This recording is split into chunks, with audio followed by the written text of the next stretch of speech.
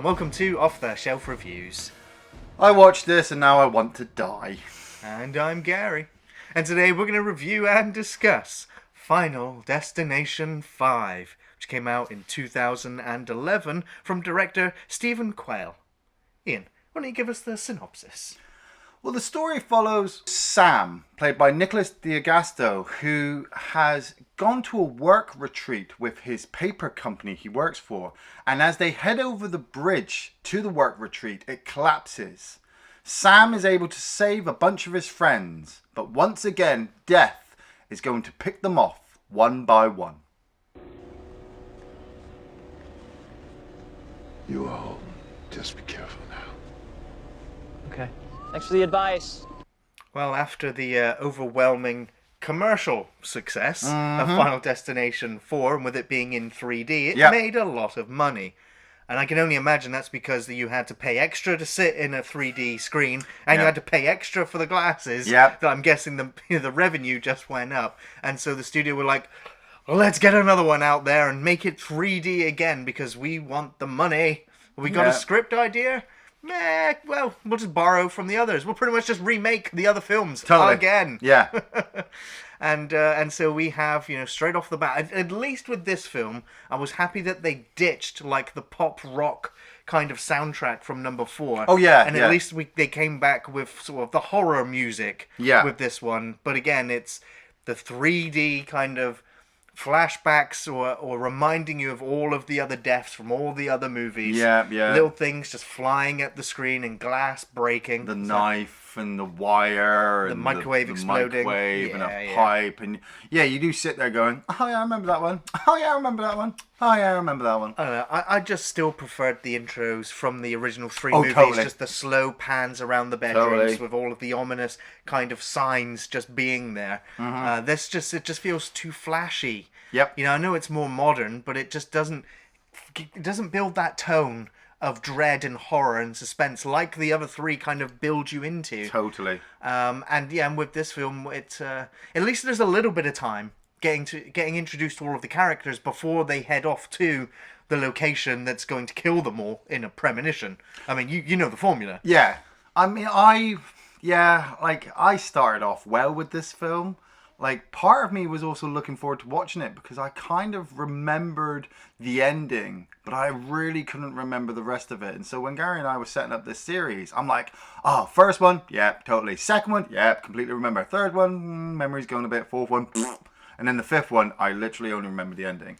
And so when the film starts up, and like Gary said, we get those shots at the beginning, I'm like, oh, it's kind of ominous, kind of cool, kind of harking back to the first 3 in the series. Yeah, okay, I'm getting behind it. And I kind of had that same mentality as we got to the work office buffet, breakfast buffet thing they got. And I'm thinking, okay, you're going to start setting up characters now for me to think about, to care. Nope. Film fucking dropped the ball. Like, I didn't realize the film had dropped the ball until later on, but I feel like the film had dropped the ball right at the start. Because if you remember the way like the first one sets it up, like we just follow Devon Sawyer's character, and his feelings, like death is watching him.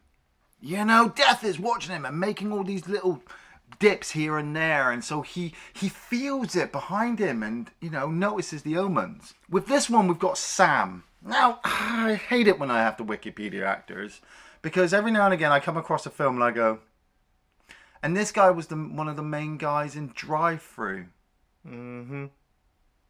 Yeah, so he's our main star, the guy from Drive-Thru. Yay. We've got his girlfriend or ex-girlfriend or whatever relationship thing they've got going on. Emma Bell playing Molly. Like, he really loves her, but she feels like their life's not going anywhere and that he should fuck off to Paris because that's where his life... I'm like, I want to care, but this is nothing like Clea and Alex. Even though they didn't have like even a relationship at the start, there was a look they gave each other before they got on the plane, her presence. I don't get it with this couple. Same with Peter, played by Miles Fisher. Like, him and Sam have like got a friendly relationship going on. And I thought, oh, okay, we can build on this. Nope, it's so superficial. It's so kind of fake. I don't know if that's the actors not being able to portray it well to me, or the script writers just kind of, oh, we just need some kind of crap just to kind of make the audience feel for these actors. And I'm like, I don't care. You know, you've got Olivia, the goth chick. You know she's going to die. If you've ever seen a horror movie, you know that bitch going to die. You know, you got Candace, Peter's gymnastic girlfriend.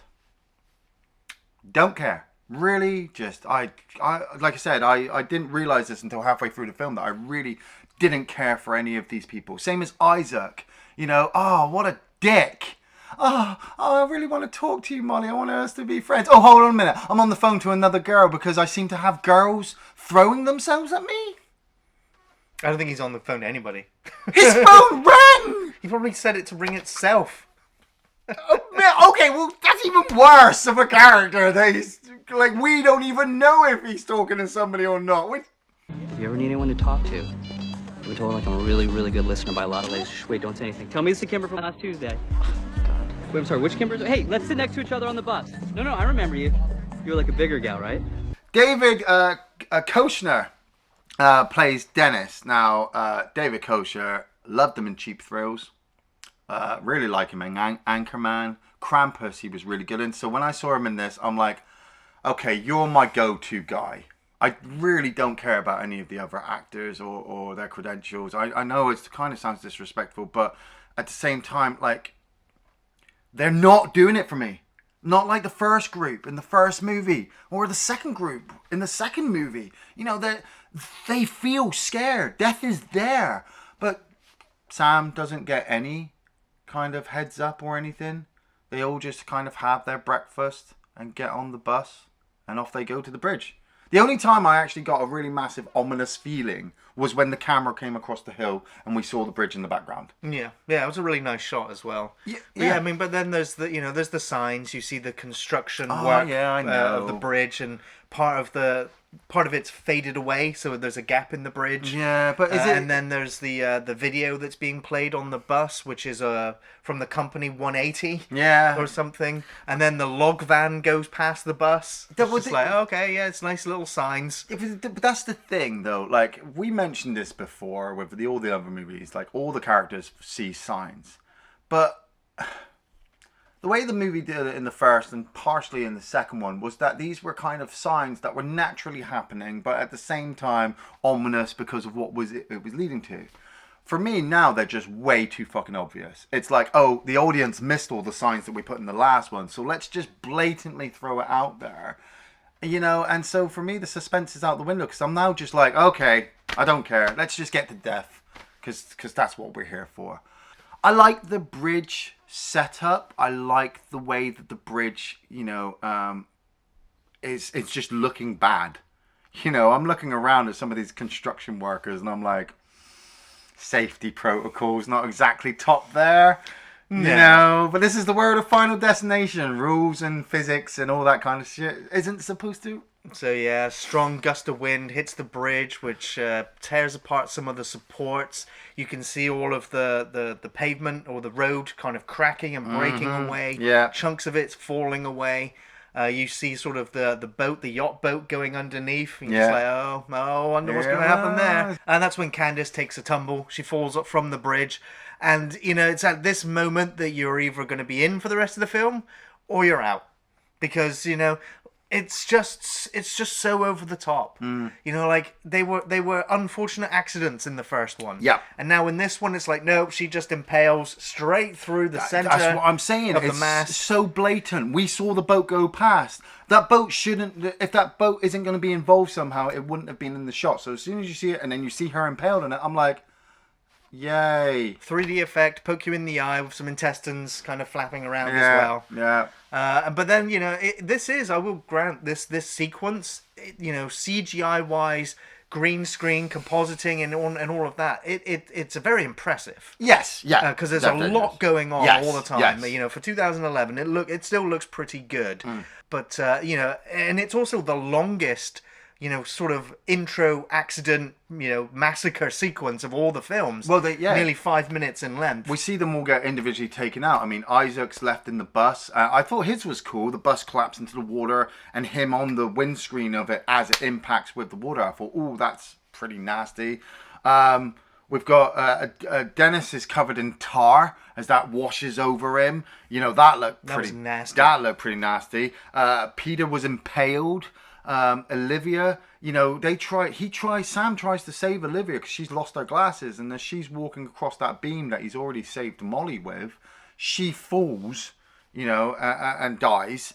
And she doesn't just die. I mean, she hits the water, and you're like, oh, she's actually alive. And then the car, yeah. And then they punch her in the face with a car.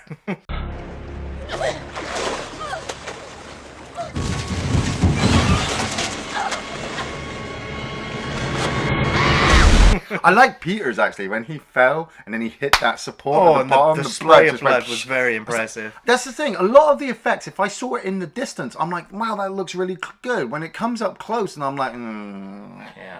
Don't forget, Nathan also gets completely sideswiped by a beam. Yeah. And Sam actually saves Molly in the vision. He dies by a bunch of fallen implements slicing him in half, and she screams, and the vision ends, which is something we haven't seen in like any of the movies. Is that actually somebody was saved in the vision? So you're like, oh, is that a focal point? No, it's not. So, just in case you were on your edge of your seat, it does get mentioned halfway through the film. Once. So, yeah. But it should have been a massive focal point. Like, this girl in the vision didn't die. We've not seen that in 4 movies. Well, it's kind of also ambiguous because the moment he dies, the premonition ends. Yeah. So the bridge may have collapsed with her on it. Something may have just flown and taken her out after. We don't know. But then technically, going by the law, as we've just done 4 or 5 movies, by the law, if she dies after him, in the premonition, then she should be the last one to die. Yes. Yeah. But Sam wakes up from his premonition, does his best Devon Sawyer impression, and says, "Hey, everybody, we're all gonna die. We've got to get off the bus." And so he drags Molly off, and then Dennis is like, "Okay, Peter, go deal with it." So Peter gets off, and then Dennis gets off, and then Isaac, and all of the people you saw die in the premonition all managed to get off. Luckily.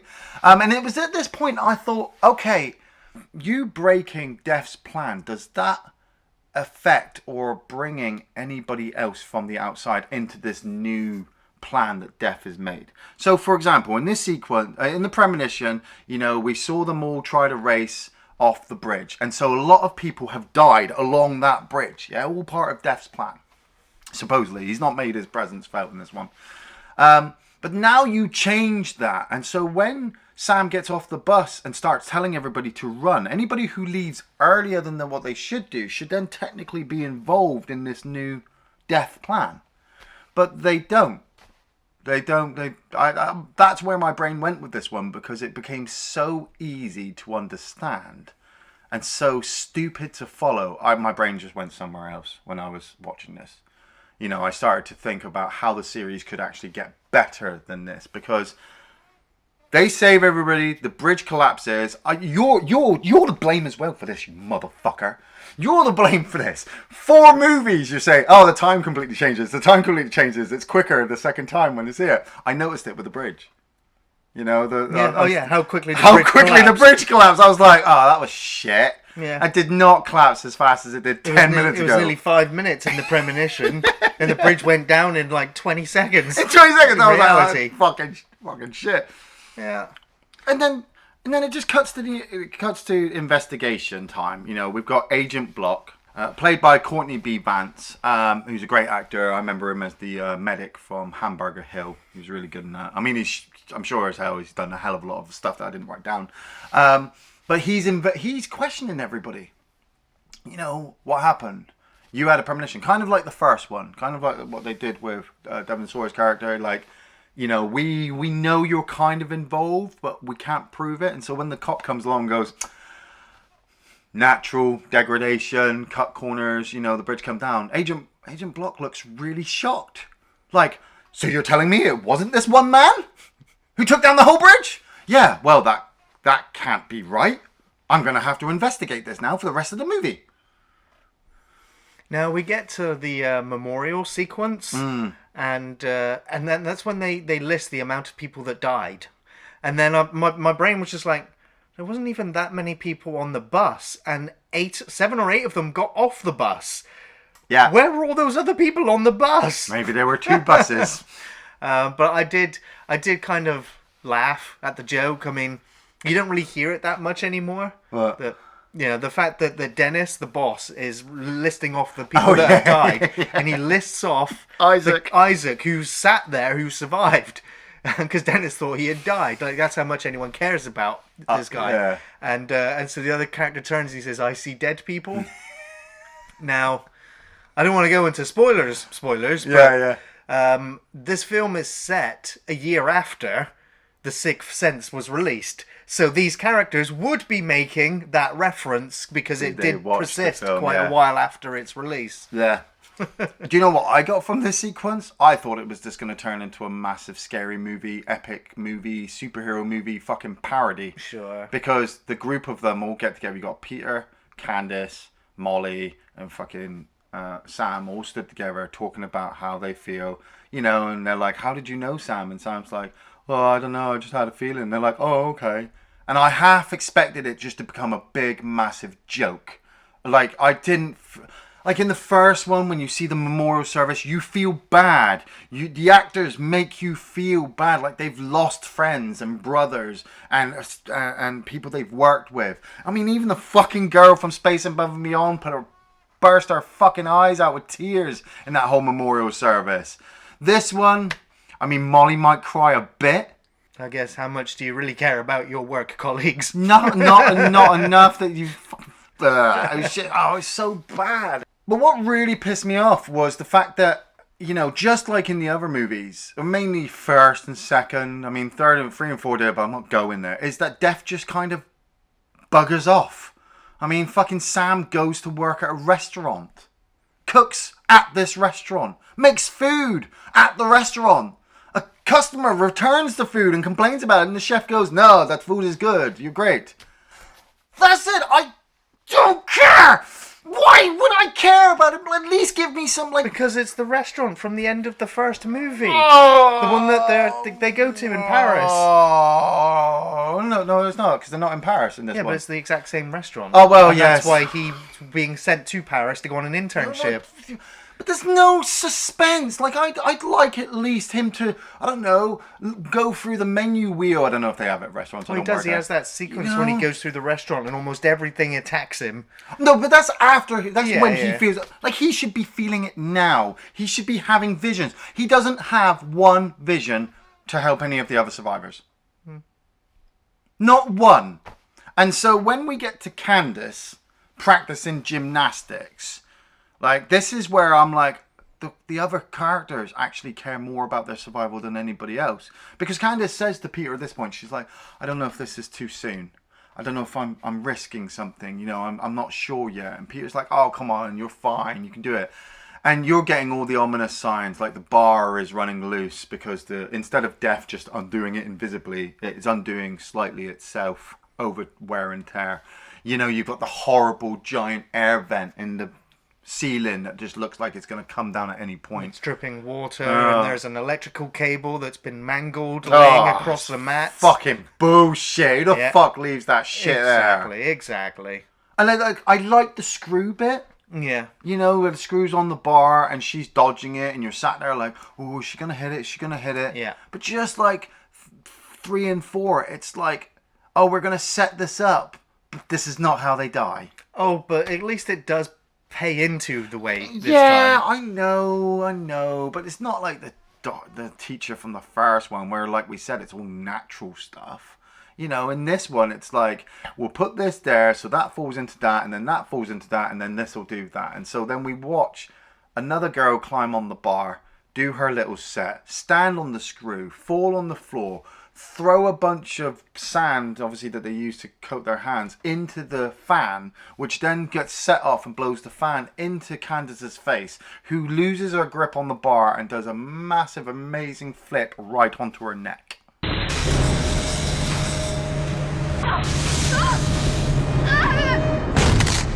And you're like, okay, That's kind of cool. I like the wreckage of her body, but there was no chance to save her.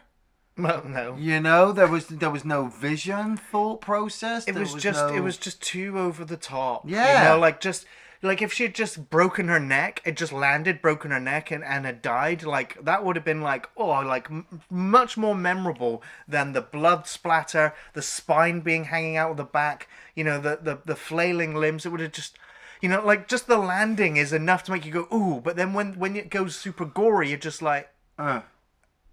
I love the fact that you had somebody in the background go like, "Don't touch her," and I'm like, I don't even know where the fuck I'd start. Right. Like, check her pulse, see if she's alive. But the time, like I said, the time has completely thrown me off. Like, from the memorial service to the restaurant to now this gym. How long's it been? A week? 2 weeks? 6 months? I don't fucking know. I mean, it can't be that long because he hasn't left yet.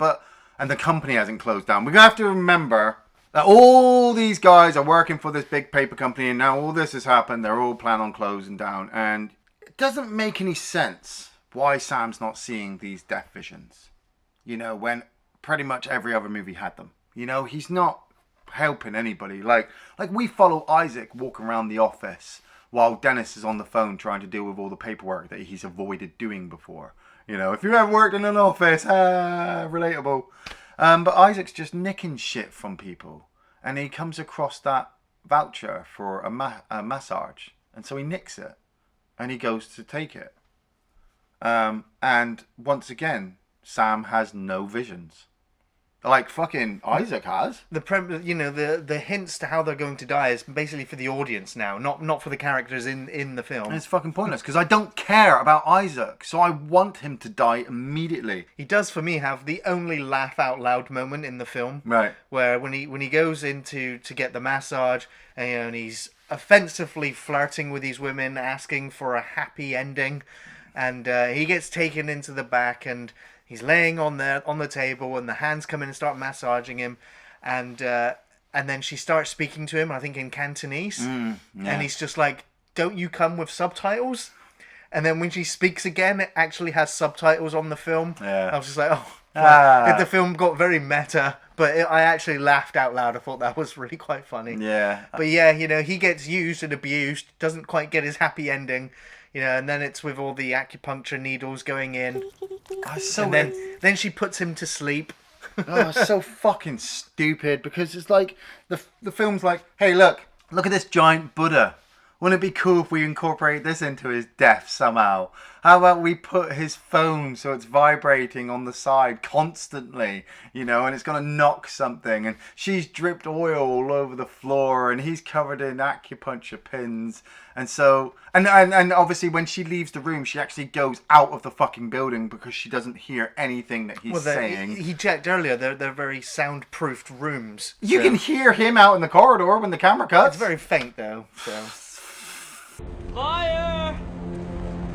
Hello? Hey!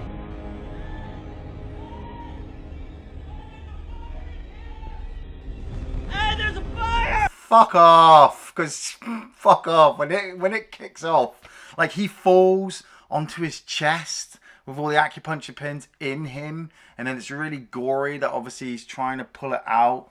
See, I mean, somebody in reality has died that way, with a needle going into the heart. So I'm like, that could have been it. A simple, effective death. Yeah. The filmmaker's like, no. We need to set fire to the room. Yeah. And you know, in an original, you know, way of him dying, he was supposed to burn in the fires. Right. They're like, oh no, we've already suggested these Buddha statues way up high. Yeah.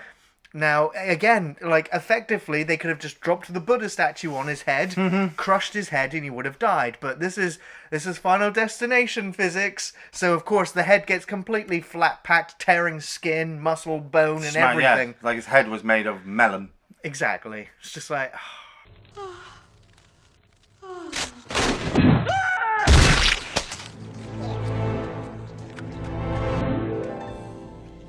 Well, you cut back to the paper company, it gets even worse, because Nathan, he's been going on about how he works in the factory and he's got this guy called Roy who's really doing his head in. He's part of the union. So Nathan decides to bring a 6-pack of beer up to the offices. Wow, it's a massive reference. This is like reference central, this little part here, because he's got the pale ale ice kind of beer from the second, third, fourth, and now it's next appearance. Yeah. But in the background on the table, there's a plane and there's a truck. And there's another truck, and that's like, it's Final Destination 1, Final Destination 2. Yeah. And then the picture that Olivia knocks off is the roller coaster from number 3. Oh, right. Devil's Flight. So it's just like, how many references can you cram into these 5 seconds? I'm surprised none of them were like, hey, NASCAR, hey!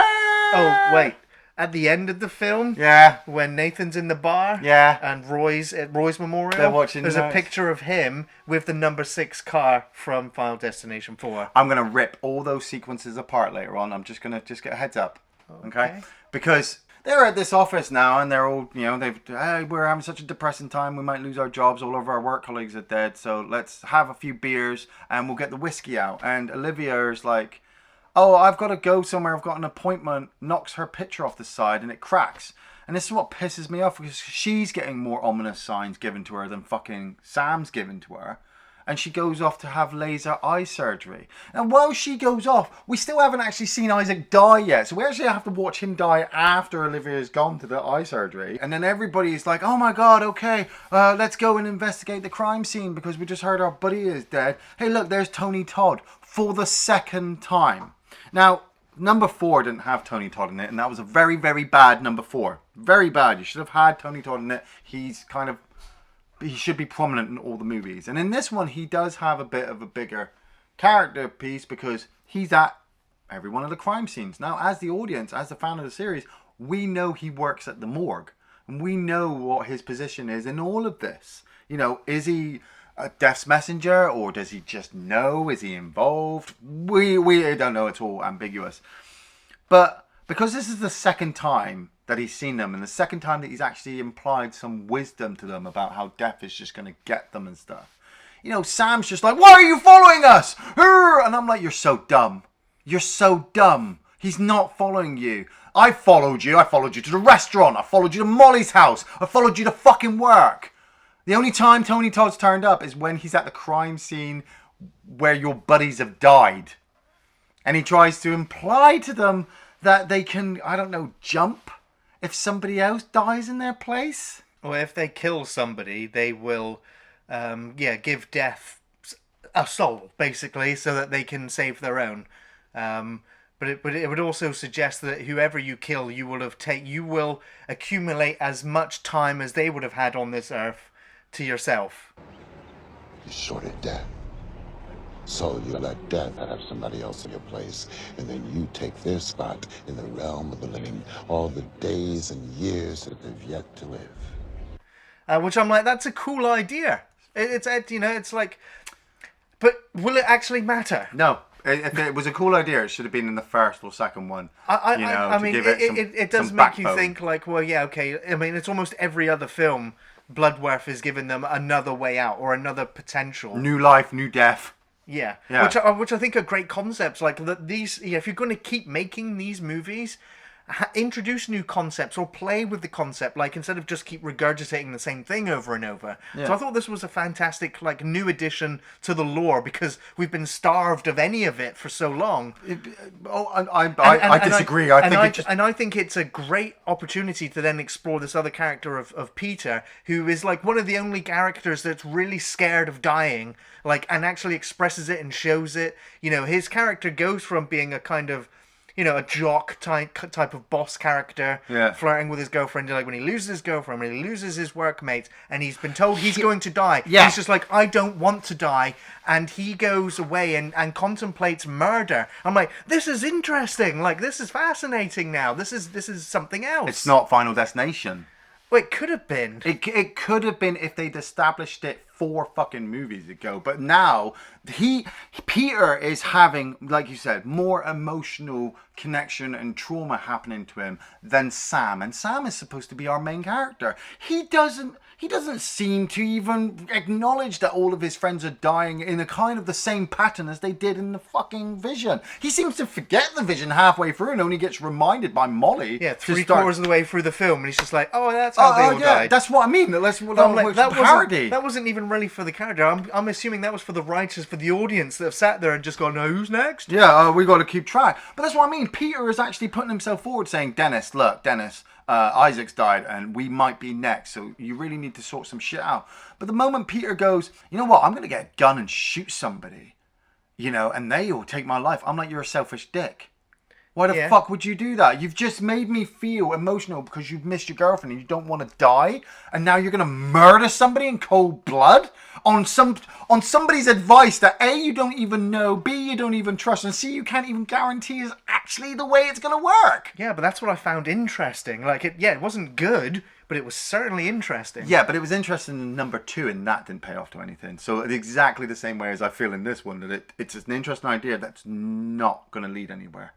We get to Olivia at the laser eye surgery, and it's, once again, it's kind of like the dentist situation in number 2. Like with all these films, let's put them into like a place that they can't move, and they're unable to do anything, and we've got complete control of them. And then, Death starts making his little hits, the water touching the plug socket. And I gotta admit, Dead Space 2, it made me think a lot of Dead Space 2, when he's holding her eye open and this laser is positioning. I don't mind the laser effects.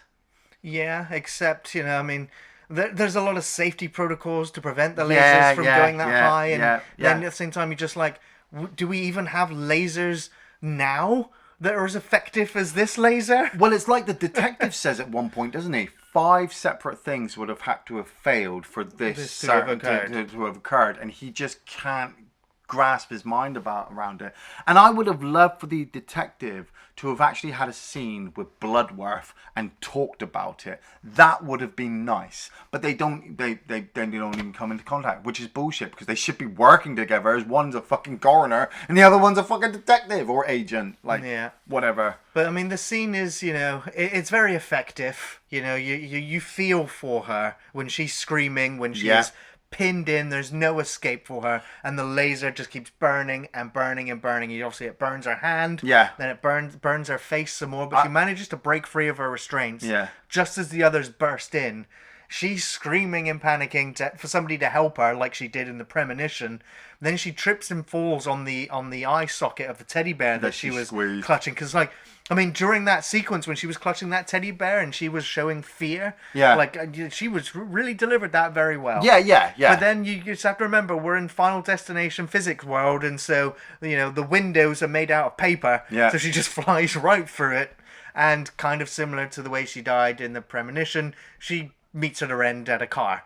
I'd have just much preferred the laser just to burn right through her eye. That would have just been a lot more sicker and cooler. But no, we need to have... we saw the eye get horrifically burned, but when she hits the car, one of her eyeballs falls out. So you can only imagine it's the other one. Well, that's it. It just rolls on the floor and then gets run over. And I'm like, that shouldn't have worked. It's like whatever's connecting it inside her head would have had to have been taken off. Yeah, it's Final Destination physics. It's Final Destination physics. So anyway, like I said, the agent is now trying to investigate what's actually going on, because he keeps seeing that Sam keeps turning up at all these places and goes, well, you must know something. And Sam's like, duh, I don't know anything. So I'm just going to carry on. Oh wait, Nathan might be next. So let's rush to the factory, because Nathan is sat there still pissed off that Roy, is just giving him shit. Now, I don't care if Roy's part of the union. He'd not be able to get away with half the fucking shit he's doing to his boss. I don't care how you talk to your boss, how many years you have over your boss. You do not talk to him like that. You'd be gone. But they're keeping him around. And so it just leads to this situation where Nathan and Roy are arguing on this gantry. And Death is obviously doing his little thing, making the equipment look bad, and the chains are all ready to drop. And Nathan goes, Roy, we need to get out of here. And they start to scuffle. Like, nobody moves somebody like that. I just walk away. Roy, we need to get out of here, and walk away. But no, he grabs him, so it looks like they're going to have a fight. The hook comes down, takes out the floor, takes Roy with him, and then hooks Roy in the mouth. Which then leads to the whole, hey, he killed Roy, so death has jumped him motif. Like in Final Destination. Oh yeah, they've never done it before, so this is all new territory. Yeah, I was happy with this new exploration of the lore. And, you know, and Nathan has that moment where he's like, did I kill him? Did I actually want to kill him? Part of him didn't want to do it, but the opportunity was there to do it. You know, and that was fascinating. Like when they're questioning him later, you know, and he's reluctant to admit that he really did actually murder him instead of trying to pull him away. But you know, it's left open. I thought that was interesting. But all of that just gets completely diluted when Dennis turns up, demanding to know what's going on. Oh, God. And then it's a 1-2 punch where he just gets taken out with a wrench to the face, which I'm like, so like you said, I was interested in some of that lore, and now it's just a massive joke again. Because Death is just going to go back to his original pattern. And what's he going to do? Oh, that's right. He's going to wait until everybody's dead, and then he's just going to come looping right around. So this whole kill somebody and take their place means really nothing. Who wants to be the first to tell me what the hell just happened? Who is it, Sam? Who's what? Nothing really, because Death's just going to come back, just like the new life thing. Death's just going to loop around and come back and finish it all off. He needs to fill in those holes. So you can kill, shag, or do whatever. You can fly to fucking space. Death is still going to get you. And what annoys me as well is like the first two films, partially the third one, the first two films kept the focus on the main guy and his investigation of how he was going to try and save his friends. We didn't need to follow anybody else. We didn't need to understand anybody else, because when they came into the situation, they brought it with them. Carter, you know, brought his anger and his hatred towards Devon Sawyer's character, you know, and so you really felt the emotion from him. We get this new thing with Nathan. Nathan just fucks off for the rest of the movie, doesn't he? Yeah. But it's got nothing. It's got no, like, if anything, that should have happened to Sam. Yeah, that Sam should have done that, and then Sam should have gone, okay, right now I've got this idea, I'm going to try and save all my friends. But the film doesn't give Sam any of that. You know, Sam's just as bad as a background character as everybody else. Because after Dennis dies, Sam goes, oh, I'm next, so I'm just going to go to work. And he even says to Molly, like, if Death's going to get me, it's just going to get me, so bye. And goes to work. And yeah, the camera focuses on all the different things that are scary. The knives, the plates, the oil, you know. Nothing. It leads to nothing, because he turns around to the chef and goes, hey, you know what, man? I'll take that job in Paris. Do you mind if I make some food for my girlfriend? She's coming round. Yeah, man. Yeah. You go right ahead. You know, don't forget to tidy up. Okay, I will. And so we now follow him making food for Molly. And Molly, you know, comes in. And I'm like, this is such bullshit. Where is the Nathan storyline?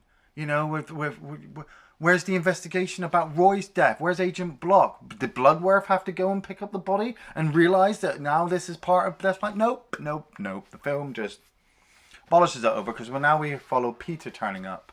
And Agent Block sat outside watching him as well, right? And it's so fucking shit what happens to him. Because Peter goes in and sits at the table, and they start all talking about what's been going on and what they're going to do. And Peter realizes that Molly was saved in the vision. So if he kills her, he takes her place. So these three friends that we've been following throughout this movie, one of them is now just going to murder the other one in cold blood in front of his friend. What was he going to do? Was he going to shoot both of them? Or was he just going to shoot Molly and go, hey, I'm alive, so Sam, you can leave me alone? Yeah, he'd become completely unhinged at this point, so yeah, he was going to kill them both. Well, that's it. He says that. Oh, I was stood next to the road and there was a woman waiting for in a bus. He could have just pushed her. He could have killed a homeless man. He could have killed a fucking newborn baby and got shitloads of time. But nope, I have to attempt to kill the other two main characters in this. And so he starts shooting. He fires his gun, and Block, in his car, announces on the radio, shots fired, and races into the restaurant. Now remember that. He announced Shots fired. Repeat, shots fired, requesting backup, 1026 Washington. Any agent, police officer would be going in there, gun out, taking the corners, years of training, year fucking muscle memory coming back. You've got an armed assailant in a building, you got to take him down.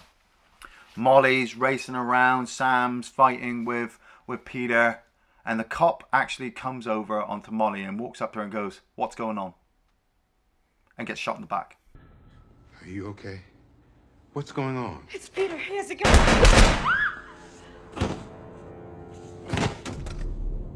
Oh my God. What's going on? And then he gets shot in the back. And I'm like, well, you were fucking useless. Well, at least now, Peter's killed someone, so now the death has taken a soul. But then he's like, oh, well, actually, no, I've got witnesses now. I've just killed a federal agent in front of you, so now I'm going to have to kill you and him as well. Yeah. And then there's a fight and a scuffle, and then the gun gets taken out of his hand, and then he's about to go and attack Molly again anyway, and then he gets skewered through the back, out through the chest. So Sam kills Peter. Does that make it so that it jumps Sam? No, because he was already on. That's what I think. You have to kill like a complete stranger. Yeah, someone who's not already on the list. Right. So Molly. So like we said at the beginning, we're not sure if Molly would have survived that vision. We don't or not. know. We still don't know. So killing her would have been useless. We don't know. But Peter dies, and the gun that's been left on the little hob gets heated up and fires a bullet at Sam, and Sam goes, "Huh! I'm guessing I'm fine." I've watched 4 Final Destination movies up to this point, mate. You are not fine. They get onto the plane. They get onto the plane because they're flying to Paris. And I remember the sequence being a lot better the first time round. But now watching it, like they hear the scuffle and they hear annoyance, and he looks over and we see Alex from the first one and Cara fighting, and they get walked off the plane. So you then we now realize that Sam and Molly are sat on the plane going to Paris in the first movie. Now, as I said earlier, I'm going to rip the sequences apart because I understand that they were references and just nods, yeah? But this film is set before all that. Yeah. So setting up... So it's foreshadowing all the deaths that are to follow. It's foreshadowing. It's and self-referencing, it is. But it's dropped all of its rules that it's set up right at the start. Because we're now going to walk into Final Destination. We're supposed to walk into Final Destination 1 now, where Devon Sawyer's character is having visions of all of the people's deaths, and tries to get involved and tries to make it jump and save them. Where this douchebag in this one did none of that. So it's like, well, you're not even setting up your own rules before you go into your own film? But you're just going to reference everything else in the background because, hey... Yeah, it's foreshadowing. That's just what these films do.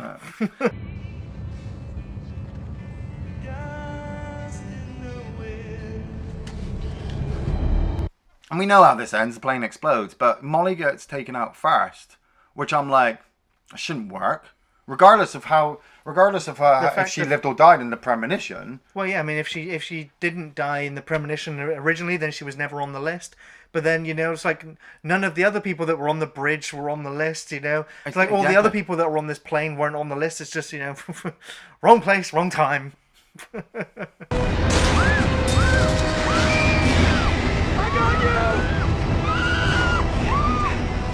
It's always brutal watching that plane. I don't know why.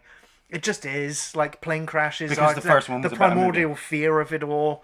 It just plays on that. And so, yeah, watching people getting sucked out the side of the plane, yeah, it's pretty terrifying. Yeah, but then you get a montage at the end of this movie, so fuck it.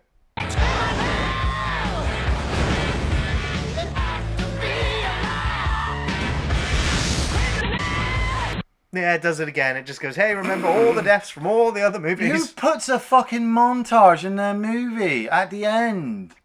Like, just end it. Like we said, it's over the top. Yeah, I mean, for all intents and purposes, this is the Final Destination.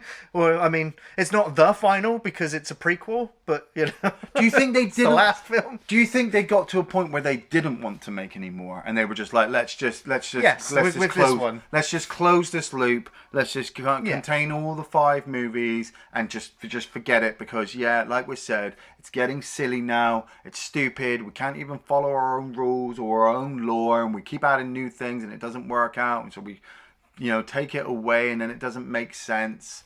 I honestly got to that because I was sat there watching this film, and I started to think of other horror movie series, all good ones that added in little things that just didn't pay off and completely fucked the series. Like the Cult of Thorn from Halloween, or Baby in Nightmare on Elm Street. These little things that they add in, and it's like, nope. Doesn't work. And I think that's why I blanked most of this movie out of my mind, except that ending on the plane, because it loops to the first one that I like. Everything else in this movie is just pointless and makes no sense and has no connection to any of the other films. Because when you get to the first one again, that's where the original rules are set. Yeah. Well, it would appear that we will eventually get a Final Destination 6. Oh, we totally should. The producers have been brainstorming and bullet pointing all the different kind of scenarios and setups for the grand, destruction and massacres at the beginning. But they're looking at playing around with first responders. So the paramedics or the police that are at the scene first. Right. And those are characters that deal with death day in, day out. So that it's not going to be a teen slasher movie style anymore. It's going to be a little bit more convoluted. And the only death that they've hinted at is the rotating doors. I thought about this while watching this movie, while watching Final Destination 5. And I've been following the series, okay? The first one was very successful because of Death's presence throughout the entire movie. He was always there through the opening credit sequence, behind Devon Sawyer's character, or even on the fucking plane and all the way through. Establish your characters, give them some backstory, then forget it. We don't need anything more. We don't need it. We just need to establish them, understand who these people are a little bit, kill them off, premonition, keep them alive, lead them into deaths. But you have to have death lead them to deaths. Yeah? Death is supposed to maybe give a couple of hints to the character, to the person going to get killed, or to the main character if you want to have a main character. But death has to be there. Death hasn't been in the movies for, I don't know, 3, maybe 2. One. They dropped him after the first one. But his presence. They dropped him during the first one. His presence was felt slightly in number 2, and he wasn't there in number 3. Maybe it's Tony Todd, Bloodworth's character, that I feel should be more prominent. But that's what I'm saying. It's like, if they're not natural deaths, the audience is going to see right through it, and it's just going to seem silly. If you don't, like Gary has said many, many times, if you don't feel for any of the characters in the film, you don't feel anything when they die. Don't let it be over the top. Let it be natural. Remember the guy in the bathtub in the first one? That still scares the shit out of me. More so than going to a massage parlor, having acupuncture needles put in me, and a Buddha statue fall on my fucking head. It's just less is more, maybe. A little bit more death, a little bit less human appeal. Well, Iain, do you have any favourite scenes from Final Destination 5? I have a couple. I like David Koechner, Dennis. He's funny. I find him funny, and I liked him in this. I liked him when he got hit by the tar. And I kind of liked him when he got hit by the wrench. But then I realised that now that he was out, I didn't care for anything else. So I just kind of laid back, and I think I went to sleep at one point and just woke up again. The bridge collapsing. I mean, you always like those big accidents at the beginning. I mean, the detail of the floor giving way. I know it's all green screen and a set and all that kind of stuff, but still, I wouldn't like to be on a bridge when it's collapsing. I think this is probably the closest I'll ever want to be. But there's just a couple of the cool deaths. Like I said, I like Peter hitting the bottom of the stand and his blood spraying up against the wall. I thought that was cool. The joke with Isaac not actually being dead, that was quite funny. But then leading on to Tony Todd, a lot of my favorite scenes involve Tony Todd being there, but I think Tony Todd was really misused. I think that's another thing as well. If you're gonna make another one, have a Tony Todd like character in there. You know, maybe he's deaf. Maybe he can lead them to clues and they can learn and understand maybe more of the lore. You know, you took him out of number 4 and we really noticed him not being there. You put him back in this one, the main characters were a lot more disrespectful to him than the other 2 movies that he was in. So, just my 2 cents. You all just be careful now. Okay. Thanks for the advice. Creepy guy. Candace dying, Olivia dying, Isaac dying, Roy dying, Nathan dying. They're all cool deaths. They've all got cool little nifty things. No, they're not amazing, but I mean that's what you're signing up for the film for. I kind of like the ending where they're on the plane, but I honestly did write "fuck this movie" in my notes halfway through this whole ending sequence because I just lost the will to live and didn't care for any of them. Wanted to go back to number 1 and just watch number 1, you know, and just not watch any of the others. Like if you say to me, Iain, you can only pick one Final Destination movie, number 1. Fuck the rest. You know, because just a montage. Like, I even hate that bit where Nathan's at the bar and the engine piece fell from the plane and landed on him. Like, I know that it happens, but it just seemed once again unnatural. Well, I mean, I'm wondering how the bar was under the plane because the plane exploded almost after takeoff. I know. Was the bar at the end of the runway? Yeah, you know. Do they live in the same town as Devon Sawyer and all his classmates? Well, they must do. Because they went to the same fucking airport. We don't even know where the airport was. No, fuck this movie. Yeah, I only have one favourite scene in the film, and that was the one that made me laugh, and that was the "Do you come with subtitles?" But yeah, the Buddha statue falling just wouldn't flatten his head, and sever all the arteries. You know, the 4 minutes of 3D flashback credits falling through the glass was just overdone, and the eye burning the way it did, I was like, was the laser really that intense that it would, you know, burn like that? But it's fine. Supposedly overpowered. If I were to choose one, my favourite death sequence, it would be the eye surgery, just because the actress really evoked that fear, like even before the machine was turned on. And that feeds into you as an audience when you're watching it, anticipating, you know, things going into your eye. It's very sensitive, kind of fear-inducing thing anyway, and so that was really well done. Even that bit where he's getting the little plastic yes, thing, exactly. that was more scary than the fucking exactly. So that's why that whole sequence was really good. Yeah. But yeah, there's nothing else. Iain, do you recommend Final Destination 5? You know, at the start of the series, when we were reviewing number 1, I was going to, because I remembered how it linked around, but I couldn't remember how the rest of the film played out. Now I've seen it, no.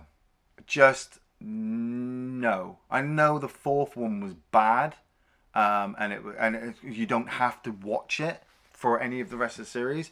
And this one has that little bit at the end that links it to the first one and keeps it all contained in this little loop. But it's just fucking stupid.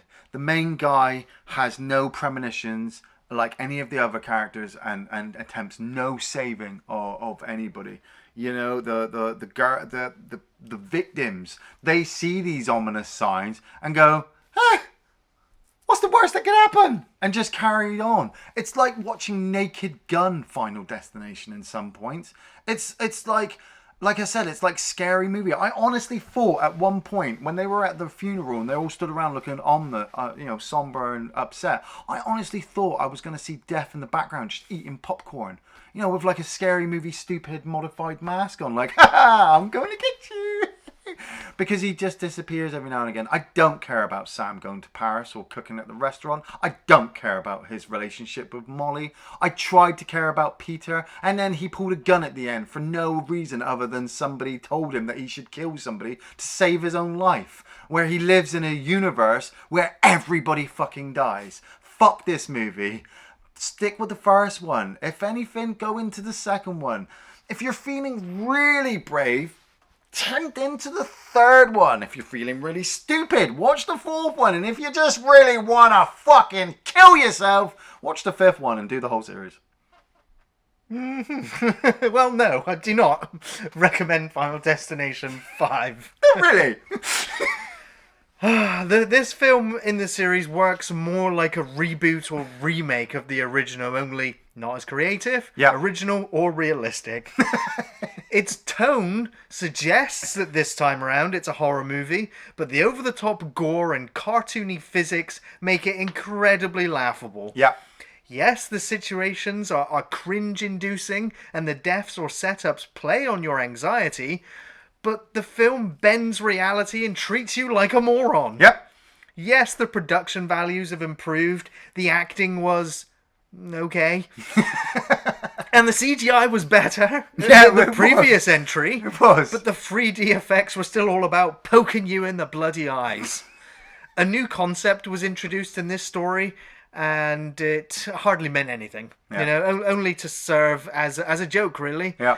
You know, this is not the worst in the series. It's fairly entertaining at points, but overall it's just disappointing.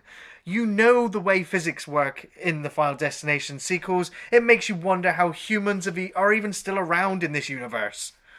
Anyway, if you like cartoon gore, give it a watch. Otherwise, stick to the original. But I'm also fairly sure that this is our final destination, at least for now. Thanks for watching Off the Shelf Reviews.